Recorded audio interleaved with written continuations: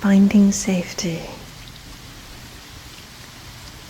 Heartbreak can result from feeling like we're not safe, whether this lack of safety is self-imposed or someone else's doing.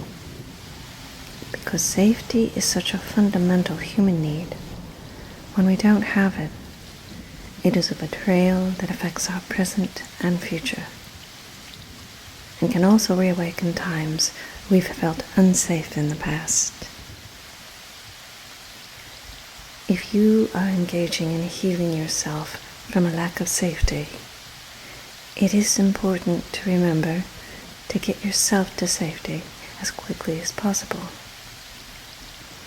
Being in situations where we cannot protect ourselves is a violation of our intrinsic dignity and all we require in order to be agents of our own healing. We often think of physical safety when we think of being safe, because it is the most visible and obvious way to identify and legitimize a threat. Less detectable forms of harms exist too, and we tend to tolerate longer periods of mental, emotional, psychological, and spiritual safety when there is confusion about whether or not we are truly unsafe.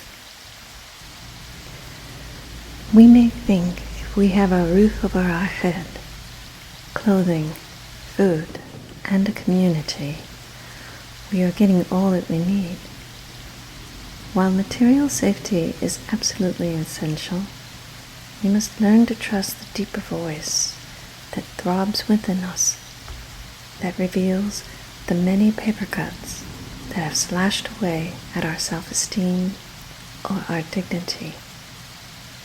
Some forms of unsafety are not always obvious, but if we listen to the stirrings of our heart, to the signals that our body sends when we are prone to fight, flee, freeze, or appease, we may discover that an essential part of us has been endangered or harmed.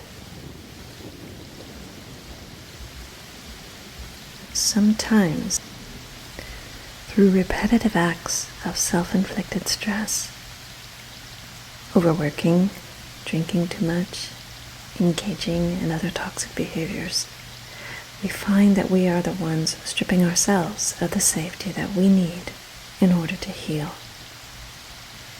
Regardless of who is inflicting the harm, conscious or not, we must be disciplined about the process of recovery. During healing, old wounds may reopen, and the proud flesh will need to be dressed and bandaged to ensure that we are making progress. However, our wounds will fester if we don't offer ourselves a safe space, a sanctuary that reflects the wisdom of this earth and the instinct in all living beings to move toward thriving and flourishing. If you have been violated, it may be tough to feel safe again, but some form of safety, even if it's in the form of an emotional refuge you've offered yourself, is necessary in order to ground into our healing process. Draw inspiration from nests, cocoons, and underground havens into which animals burrow. Earth provides for all our mundane and spiritual needs, allowing us to rest and replenish our energies. I seek out and create safe spaces that allow me to flourish and create myself anew.